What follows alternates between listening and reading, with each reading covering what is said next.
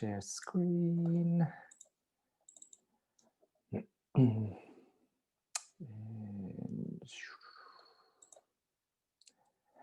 Okay, well, welcome. We're on session 3 already of the November edition of Vision for 2020 conference. And having attended the first conference, I was really pleased when I had the opportunity to join this conference as a presenter. And I find it a real privilege. So let me just give you a little bit of information about myself. Our topic tonight is reflective practice in the digital age. And I'm talking about providing effective support for counselling therapists, but I'd like to, for those people who might not be counsellors or might not be therapists per se, I do want to say that this is actually a little bit broader. It's more inclusive. So I'm talking counselling therapists because that's my background, but there is applicable stuff all the way along. My background, I've got a master's in counselling. I've been in the counselling field for over 12 years after a career in education and training. Yeah, I've worked with over 400 clients. Actually, I think it's getting close to 450 clients now over the 12 years and more than 2,500 hours of practice addressing a wide range of mental health and well-being issues. My counselling context. So I'm raising this because I want to talk about this later. This has an influence on the support for counselling therapists. I started off doing my placements in counselling in a job services context, and then moved into a non-government organisation, specifically in a counselling role. I've worked in a health service briefly, I've done EAP contracting, and I'm currently in private practice, which includes some online work. And that brings with a whole range of things about what support is needed. So I've been moving towards supporting other counselling therapists in the past 5 years. So that support has included things like doing some lecturing in counselling courses and providing some supervision. And more recently, I've just set up a group to support counselling therapists who are working in private practice, to support them in their practice side of things, the business side of things.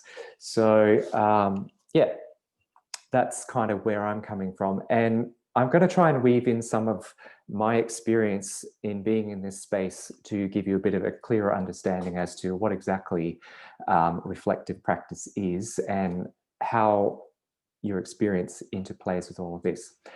What I'm hoping to do tonight is I'm hoping to review the development process of the emerging counselling therapist. And I'll explain what I mean by these terms, emerging counselling therapist, in a minute. Okay, I'm assuming that most attendees here have some kind of counselling practice experience under their belt. But I actually I'm interested in how we got here. What's the journey? What was the process that got us to the place that we are now of getting trained and of gaining practice experience? So I'll be doing a bit of a trip down memory lane for all of us, and I'll be talking about my experience of being trained and gaining experience. Okay, once we've been trained and have sufficient counselling experience, we then I want to explore what the needs are and the challenges of supporting the proficient counselling therapist. So what is it that they need now that they've got this bank of experience and they've got this qualification? So, and finally, I want to explore the use of reflective practice as an option for counselling therapist support. And I'm going to be doing some contrasting and comparing of reflective practice and my experience of supervision. It might be similar to what a lot of other people are experiencing as well. In this process, I recognize that I may question or even challenge some time-honored perspectives and accepted positions with regard to how we practice as professionals. I'm not challenging this just for the sake of trying to be provocative, but I'm wanting to deepen our understanding about, as a profession, as to what we do and why we do what we do. And hopefully by the end of this, we may find that our perspectives are not that different after all. Okay, so the emerging professional. Let's just define some terms here. I'm using the term professional in a broad sense as one who is recognized as having trained and gained experience in a particular field of practice. In my case, it would be education, but more recently, the field of counselling. I'm intentionally using the term counselling therapist in order to be as inclusive as possible of the many means and methods one may take to become qualified to provide counselling in a therapeutic sense. And that may be true in some other fields as well. There may be many ways to get to a place of being recognised as professional. So I want you to think for a minute about if you're in a therapeutic role, what motivated you to decide to move into it? First of all, for me, there was no parting of the heavens, no neon lights, no Alleluia chorus announcing a divine impartation of counseling expertise. I knew I had a thing or two to learn. So I wasn't an immediate star in the counseling space. Okay, but I also wasn't a complete blank slate. I came in with some things already formed within me. There was a partial formation that had already started before I moved into the formal training aspect of my journey into the counseling field. So I realized that I needed some more information, some more skilling and so on. So therefore I pursued the qualification. But what did we bring to that qualification before we even started? Let me suggest a couple of things. Well, actually more than a couple. You brought a unique personality. How many of you had taken personality profiles before going into your training? I know I had done probably about 4 or 5. Thought I understood myself fairly well. Okay. We came in with some aspirations, some hopes and dreams of our practice, the clients we might work with, the healing, growth and development we might precipitate in our clients, perhaps even a sense of vocation and calling. And that's actually formed a huge motivation for actually doing the training and going on to gain experience. You had lived experience. We all came in with our own lived experience. Your experience of family, of schooling, of work, your relationships, your spirituality, all of your cultural understandings. For me, I had a background of having moved over multiple countries over my childhood and into adulthood, moving across professions, and sort of getting a whole lot of experience there in a lot of different ways of seeing life in a unique manner. And through that, I developed some knowledge and skills. And it was broad knowledge and skills. It's not specific to the counselling field, but often there's transferable stuff. And I'm finding that the longer I work in the counselling field, the more I'm drawing on the stuff that went before, because that's one of the things that makes me relatable to the people that I work with. I brought in my ideals, my values, my beliefs. So how I see myself, how I see relationships, what the context is, how I view that, how I view the world. And for many, there was that sense of calling coming in there as well, that was kind of drawing us in and moving us into that space. We had curiosity about many, many different things. For me, it was like curiosity about what it meant to be well, curiosity about personality, about the process of healing, learning and growth, of counselling techniques, the art and the science of the counselling process. There was compassion. Many of us were drawn to those who were hurting and were moved to be able to do something to alleviate pain and or draw out the best in others. Some of us are natural fixers and rescuers, and were often known by others as the go-to person when their world had fallen apart. And I would suggest that all of us had our own woundedness, which is often the source of our compassion. We'd experienced suffering and had felt pain deeply from our distant past into our present due to a combination of circumstances and choices. Now, we probably had varying degrees of self-awareness about all of this, and perhaps we'd reflected on this, perhaps we hadn't. But this was part of the package of us as we moved into our training. And I'm going to suggest that your training influenced to varying degrees your formation as a counselling therapist in 6 areas, but it also built on this beginning. Those 6 areas are the development of professional knowledge and skills, the awareness of accepted standards of practice, the development of a framework of practice of your own, the enhancement of your own self-awareness, the construction of a self-care framework, and the awareness of the community supports that are around you. Okay, so I'm going to expand on each one of these and sort of talk a little bit about how they all work together to bring you to a place of being qualified and being deemed to be ready to go out into the field. So first of all, professional knowledge and skills. 2 sides to this. One is the knowledge, which is often theoretical. So it's the tendency towards theoretical and abstract. So what do we know? What has been shown to be true about the human experience, the process of healing, the impact of therapy or therapeutic interventions? So what we're doing in here is we're giving language to talk about the human experience and the counselling process. The training provider may have emphasized particular aspects of the knowledge and may not have been wide in the theory that they espoused, but they certainly they might have gone into depth. There's also this sense that the knowledge is constantly evolving. And so there's an awareness of ways to keep up to date with the current trends, understandings, and research. So your knowledge could include things like neuroscience, human development, environmental influences on health, your mind-body context relationships, how the mind is influenced by the body and by the environment and vice versa. What is mental wellness and mental illness? How do we define that? And what goes on with that? What do we do with those kind of definitions? Counselling approaches. What's the research? The other side of your knowledge is the skills, and these are the practical things about how you do what you do. So they're the specific building blocks for engaging clients in therapy. Things like, how do you build rapport? What's active listening? How do we use paraphrasing, reframing, and challenging? How do we use our own experience of what's happening with us as we're doing our client work to support the client?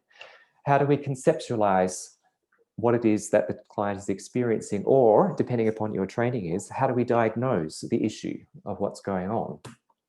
And also some approach-specific techniques. It could be things like your interactive drawing therapy, using sand play, using symbol work, being able to do CBT, all that kind of stuff. So the skills complement the knowledge and they work together. But that's not all you do in your training. That's not all that you're developing. You're also developing a standard, an understanding of what the standards are as you go and do your work.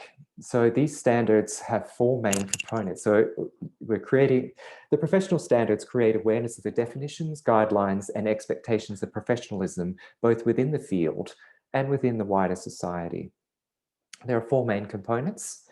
Number one is your ethics, and that's the framework of considerations involved in delivering therapy. So there are things like you do not harm, the client interests at the fore, making sure that you are acting in a way that is in the client's best interest at all times. And your codes of ethics in your professional bodies will go into a lot more details about those things. Okay.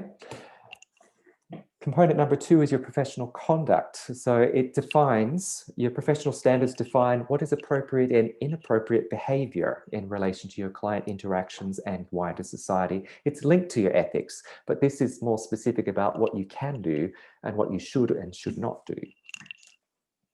Okay, and the professional bodies again and societal values certainly play a huge role in defining the professional conduct. Your training, though, will have made you aware of what those things are. Limits of expertise, defining at what point you should not provide or continue therapy. Now, this is the impact not just for the client, but also the impact for you as the therapist. So when should you stop providing service, and what's the limit of the service that you can provide based on where you're at and your level of experience and expertise? Now, this does raise an interesting question there about like, how do you develop expertise without actually doing things? So it's like, and that's a question that I've mulled over for a long time. I would never have done any children's work if I hadn't had the opportunity to work with children, but I wouldn't have developed any skill in that area at all if I had said I have no expertise in it. So it's sort of a bit of a chicken or an egg type of thing that we need to work through. Okay, the fourth component of professional standards is accountability. To whom are we as therapists accountable for the manner in which we conduct our therapy? So professional bodies are one aspect, but there are also legal aspects to that as well. And are you aware of those kind of things? What's going on there? So that's the second of the things that your training should have been making you aware of and start developing. Third part is your professional practice awareness. Now there are three, I'm going to just put some three main categories up here and some of the questions that are involved in each of those things that you're asking yourself here. So the question is like your theoretical framework of practice. you developed your knowledge, and you understand what theories are out there. What are the theories that you ascribe to? What are the theories that you intend to work from? And what are the theories that influence your practice? Now, this needs to be put alongside the reflection on your actual practice. What is it that I'm actually doing? And so you need to learn the skills of stepping back and noticing, what am I doing in my counseling work, in my client work? What am I paying attention to? What's drawing me to the fore? How am I making my decisions? What do I actually do with my clients? What influences my choices in the therapeutic process? And what is effective or ineffective for me, and why? And we're also looking at the integration of theory and practice here. So this interplay of what I think I should be doing versus what I am actually doing, and trying to make sense of that, trying to develop something that fits and makes me really congruent in the way that I act. So recognizing my adaptations. How do I conceptualize the client, I'm not quite sure what I was meaning there. How do I conceptualize what's going on here? What are the issues? How aligned is my practice with my theoretical framework? And where and how have I adapted my framework, my practice, or both? I reflect back on when I first started counseling practice, and what I thought I was doing was probably not what I was doing. And I've made lots of adjustments as I've gone along the way. And as I look at my practice now, there's a not eclectic, it's an integrated mix of a whole bunch of trainings and understandings that are developed over time. And so now, as I approach clients now after 12 years of practice, is quite different to the way that I did when I first started working with clients. So, and even the recognition of that process of change is really, really important. Okay, so the fourth area of development within your training for the emerging professional is the self-awareness side of things. Now, we've kind of touched on that with looking at the theoretical, the practice awareness, but the self-awareness is particularly focusing in on you as the person of the therapist. What's happening to me? What am I noticing that's going on for me as I do my work, and what is influencing that? So things could be about the two-way impact of therapy. Some people might talk about this in terms of transference and countertransference, if you like, but I'm just going to simply put this down to, it's like, in what ways am I influencing my client in the therapeutic process, and in what ways are they influencing me, both inside the session and outside of the session? Because I'm not immune to the influence of the client. Am I aware? Am I aware of what's going on within my client sessions? What's the environmental impact? The area in which I work, the physical space, how is that influencing my work? So what external influences are affecting my ability to be present in the therapeutic process? What's helpful? What's unhelpful? And also, what values, beliefs, morals, and preferences do I bring into my practice? What are my biases or defaults? What is the impact of the biases on my client work? How am I managing the impact of my biases? Okay, there is a little bit of a myth out there that says that we can be totally neutral, and actually we're not. We come in, as I said earlier, with a whole bunch of stuff already, and that doesn't go away just because we are trained. It doesn't go away just because we have got experience. Those things still come into play. And how do we work with that? And then finally, what is the impact of my history and personality on my current state on my ability to practice?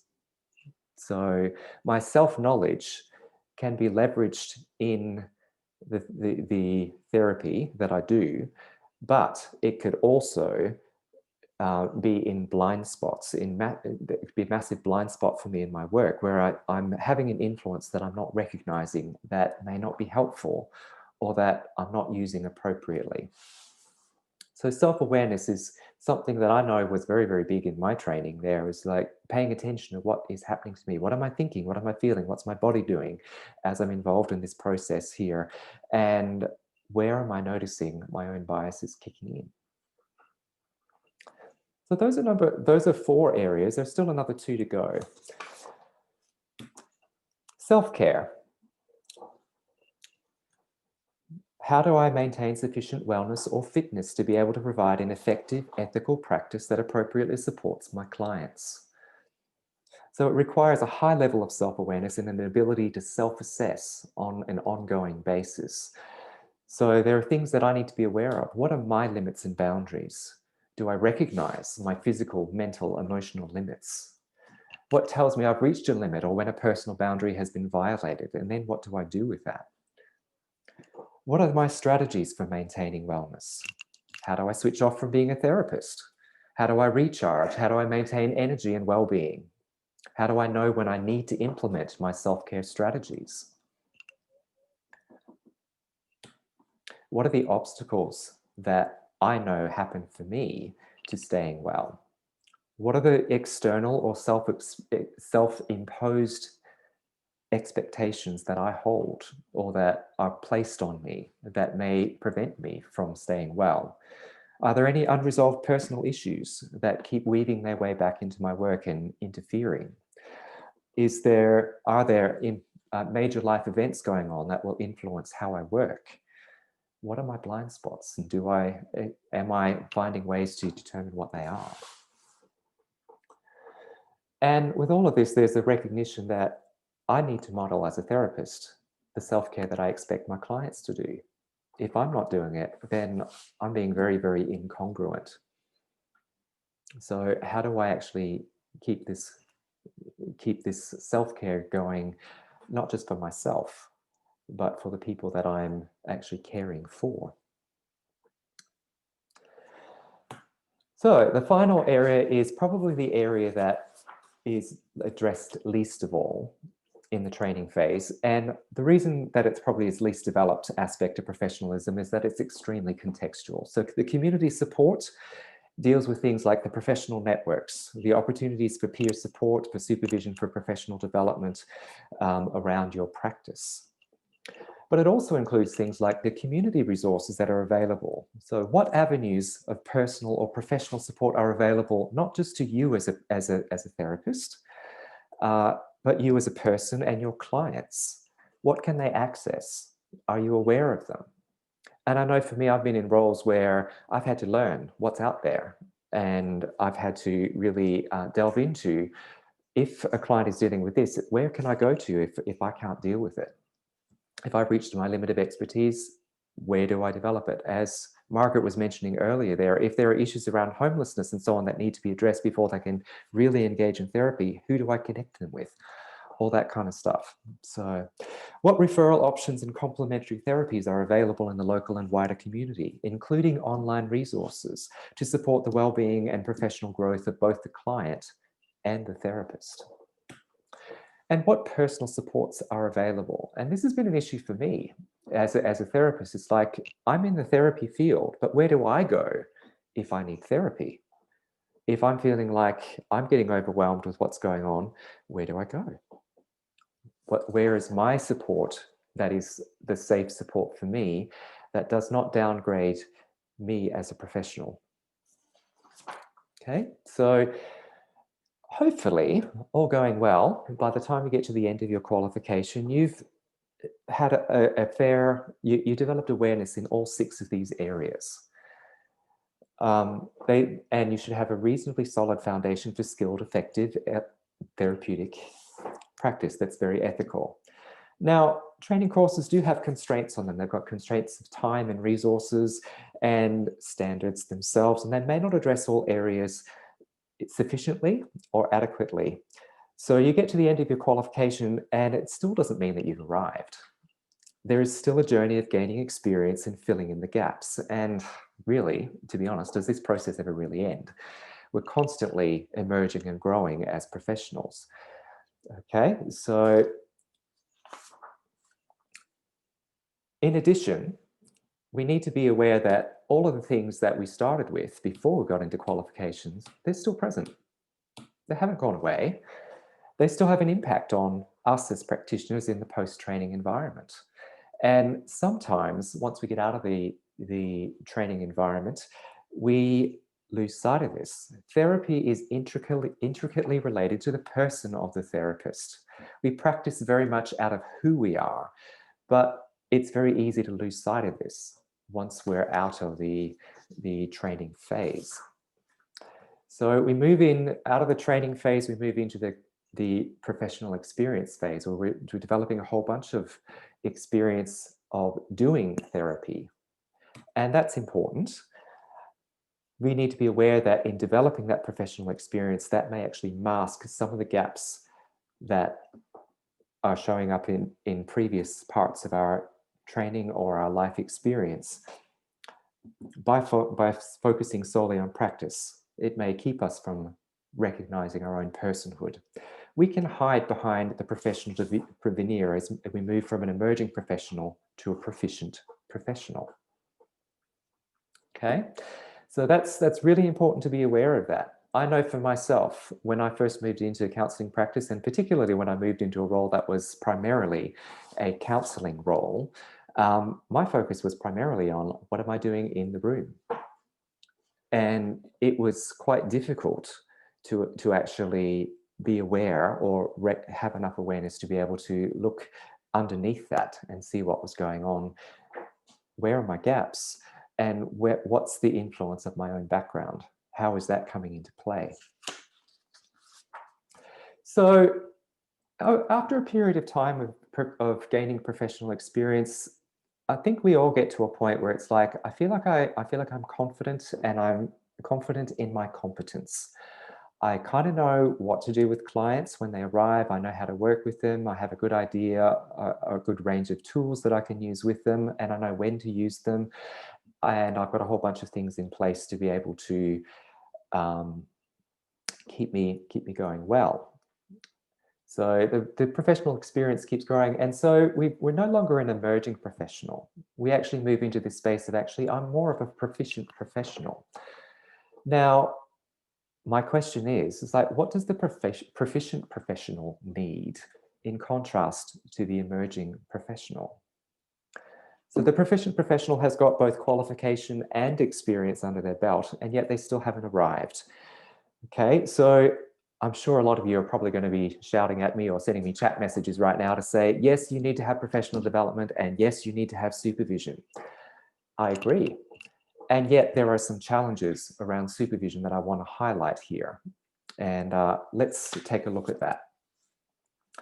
So first of all, the term supervision can be used in multiple ways, and this can create confusion for both the supervisor and the supervisee. Okay, for those who've worked within organizations, supervision is often tied with performance or organizational goals. So is supervision around line management? The supervisor is above me and they tell me whether I'm doing the right or wrong things according to the organization. Okay, is it client or practitioner focused? Is it about professional development? Is supervision around personal growth? Is it about something else? Or some combination of things? It can become really difficult to know when I go into a supervision session what exactly I'm doing if this confusion exists. So how supervision is defined is dependent on four main factors. Okay, four main factors are the context in which the supervision takes place and also in which the counsellor is practicing, the purpose for which supervision is accessed and provided, the power issues that are involved around the relationship between the supervisor and the supervisee, as well as the focus of attention in supervision. So I'd like to expand on each of these four areas to broaden our understanding of the issues that need to be considered.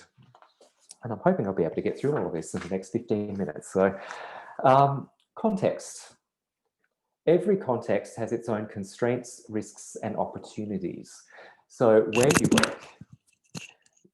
you work and where you access supervision has an influence on your practice.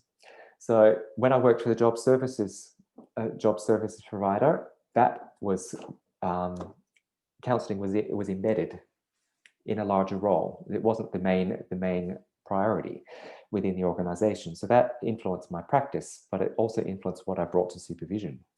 Working in an NGO where I was primarily a counsellor, there were issues around accessing resources and who pays for the supervision. The organization paid for some, but would it pay for enough to cover the amount of client work that I was doing? When I worked for an EAP provider, there were challenges there around who's in charge of the notes that I write.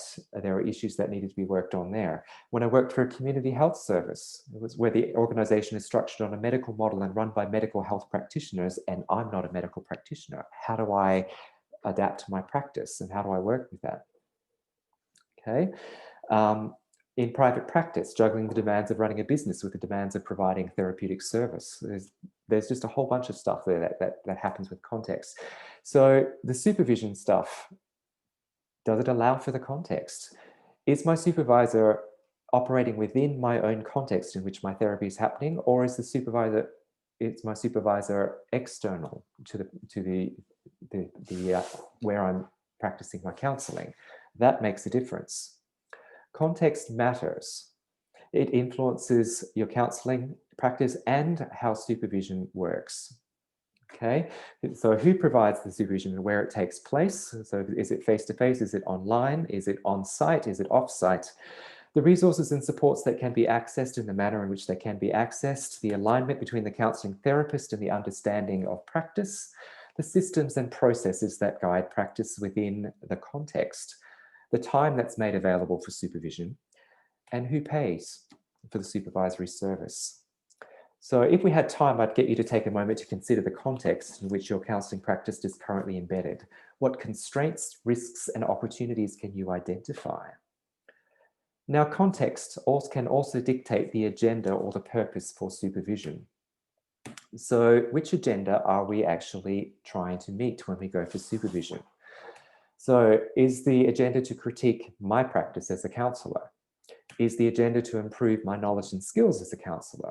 Is my agenda to support clients more effectively? Is my agenda to meet organizational goals, targets, or key performance indicators? Is the agenda for supervision to support the professional? Now, I would like to suggest that if supporting the professional is not the primary purpose for supervision, that the supervisee is probably heading for burnout because they're constantly being asked to support other causes without themselves being adequately supported. Okay, these other things, they can be important, and it's not to say that they have no value, but ultimately if supervision is not supporting the professional, those other things will become a little bit meaningless. So wherever there are agendas, you can be sure that there are issues of power. So let's talk about some of the dynamics of relationship that go on here. We've got issues within the supervisory relationship around autonomy and self-determination. To what degree is the supervisee allowed to make their own decisions, to lead the process, and to reject the supervisor's influence as needed? Who's considered to be the expert in the process and the authority in the supervisory relationship? What are the patterns of relationship? You may have heard this whole thing of parallel process that's going on. What's happening in the supervisory relationship may also be happening within the client's relationship and within the supervisor's other relationships as well. So are you aware of what's going on with those parallel patterns? What's going on? Is the supervisory process creating dependence, independence, or interdependence? And that can be a whole issue in itself. Is there safety for both the supervisor and the supervisee to engage fully in the process? Is the supervisor required to report what they talk about in supervision elsewhere?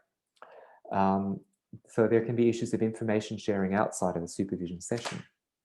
So unexamined and unresolved power issues in the supervisory relationship can lead to ineffective support of the practitioner and can skew the focus of the supervision process. So the focus here, I've got this question here, cause or effect. Is supervision concerned with cause or effect in the therapeutic relationship? Does it keep its attention on client needs, organization needs, or the professional's needs? What do I mean by this? Sometimes supervision can focus on observable results or the lack of observable results to the detriment of exploring the factors that are contributing to or preventing change. Sadly, some contexts focus on the wrong kind of feedback to determine the effectiveness of the professional's work, and this can spill over to the supervisory process. In my opinion, the primary focus in supervision needs to be the support of the professional. A well-supported and skilled professional will produce results given realistic expectations of the process of change. So let me adapt the words attributed to Sir Richard Branson to this context. Clients do not come first. Supervisees come first. If you take care of your supervisees, they will take care of the clients and also the organizational concerns, goals, and agendas. At the same time, I'd like to submit the notion that supervision as a concept is inadequate for the needs of the proficient professional. It's not valueless, but it's just not addressing some of the larger issues that a qualified and experienced counseling therapist faces. Okay, so language is actually really, really important.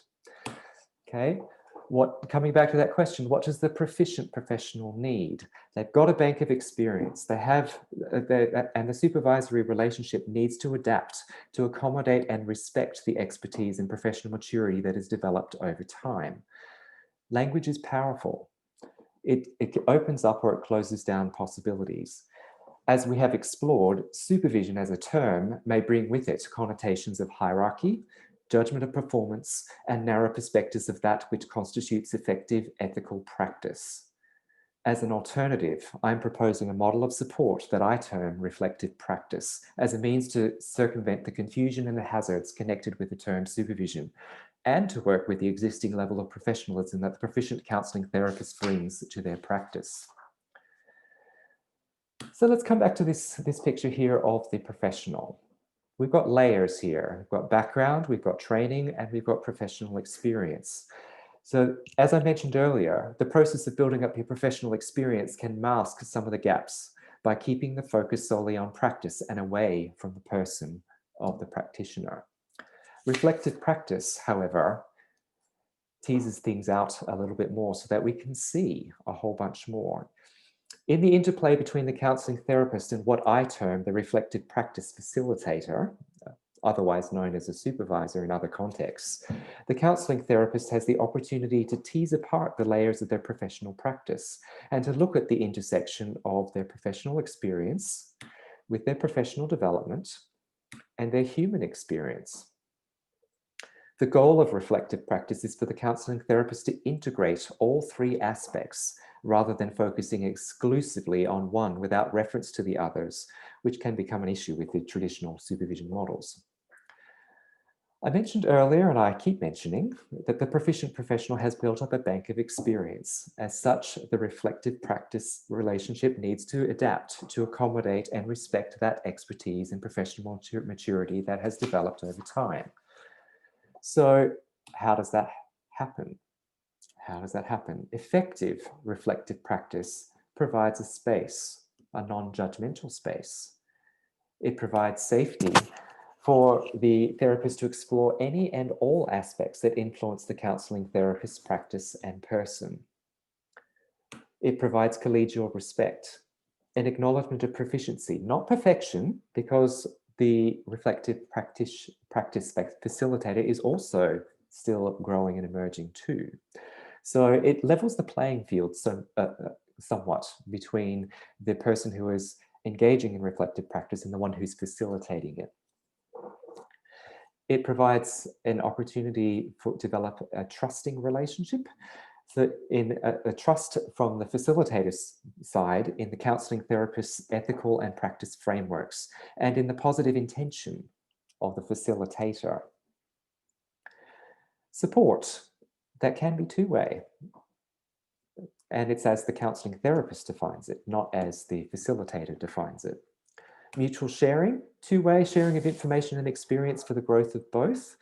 Primarily, it's for the counseling therapist who's engaging in the reflective practice process, but we do need to acknowledge that the facilitator also gains the benefit from hearing about where the counseling therapist actually is. And the reflective practice process gives the counseling therapist the opportunity to lead. It gives them the reins to address their needs and to act in awareness of their context, values, and understandings, to act in congruence with how they see themselves as a professional and as a person. Incidentally, this is precisely what you would expect that the counselling therapist would be doing with their own clients. So reflective practice in some respects is paralleling and providing a similar space for the counselling therapist to experience for themselves the kind of practice that they aspire to provide. So reflective practice provides that parallel space where the person is allowed to be seen, not just their knowledge or their performance or their experience. So, parallels in relationship need to be acknowledged and can be acknowledged really well in the reflective practice process. So the reflective practice process needs to be multidimensional to be effective, acknowledging that the professional's relationship with themselves and with their practice and with their context is also needs to be put alongside how the professional and the reflective practice facilitator are interacting as well. So those parallels can all be laid over one another and explored to enrich the practice of both the facilitator and the counselling therapist. So, and recognizing that these all come into play with our work is really, really, really important. So let me just wrap it up. Right on time here. The process of counselling and therapy is a human one. It's as much art as science. As such, the professional who practices counselling therapy needs to be in touch with not only the skills and processes of their craft, but also the human and contextual factors that influence the dance they do with their client.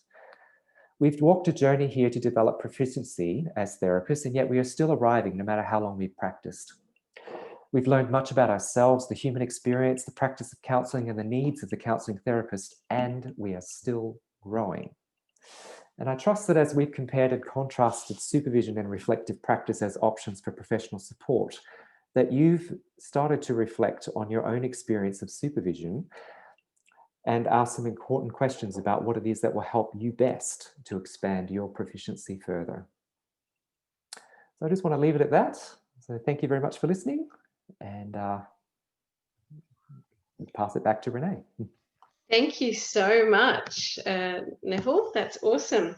Okay, so well done for getting all of that in on time and being able to deliver so much information. I guess I just want to hand it over to everyone here if there's any questions from anyone listening in.